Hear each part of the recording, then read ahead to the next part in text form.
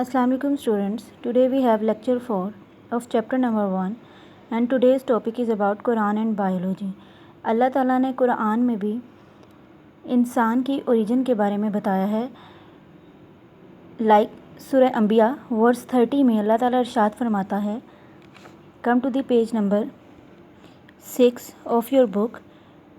We made every living thing from water. Hare living thing کو پانی سے پیدا کیا گیا ہے.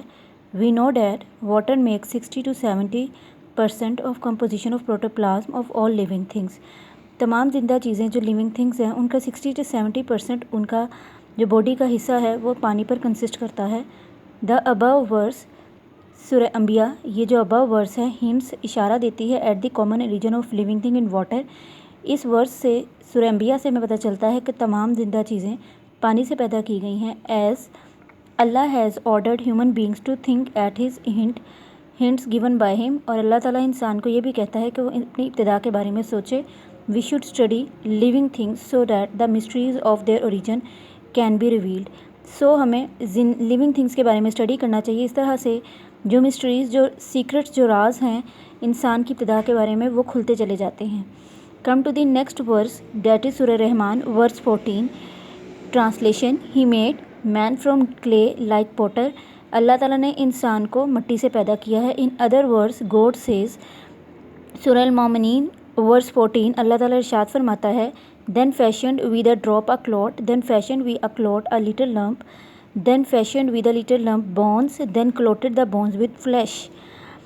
When we think that hints given in both verses, جب ہم ان آیات میں گیون ہنٹس کے بارے میں سوچتے ہیں, we find that ہمیں پتہ چلتا ہے ایونٹس, ان اشاروں کے بارے میں that occurred in the creation of human beings, کہ انسان کی ابتدا کے دوران کون کون سے واقعات پیش آئے ہیں, انسان کو کس طرح سے بنایا گیا ہو, ان کے بارے میں ان آیات میں ایک واضح بیان کیا گیا ہے. اللہ also hints at method of development of animals including human beings. اللہ تعالیٰ انسان کی ڈیولپمنٹ, اس کی ڈیولپمنٹ کے بارے میں انکلوڈنگ ہیومن بینگس, انسانوں اور جانوروں دونوں کی ڈیولپمنٹ کے بارے میں ان آیات میں بتاتا ہے. سورہ النون ورس 45, اللہ had created every animal from water. اللہ نے تمام چیزوں کو پانی سے بنایا ہے. Then some of them creep up over their bellies. ان میں سے کچھ اپنے پیٹ کے بل چلتے ہیں. Other walks on two legs. کچھ دو ٹانگوں پر چلتے ہیں. And others on four. Allah has creates what he pleases. اللہ جو چاہتا ہے وہ بناتا ہے. ڈیئر اسٹوڈنٹس, آج کا ٹاپک ہمارا قرآن اینڈ بایولوجی کے بارے میں ہے. یہ انٹروڈکشن ہے, یہ آپ لوگ لرن کریں گے. اسی طرح سے آپ ٹرانسلیشن, سورہ نمبر, سورہ نیم اینڈ ورس نمبر یاد کریں گے. یہ ایکسپلینیشن صرف 2 لائنس کی یاد کریں گے.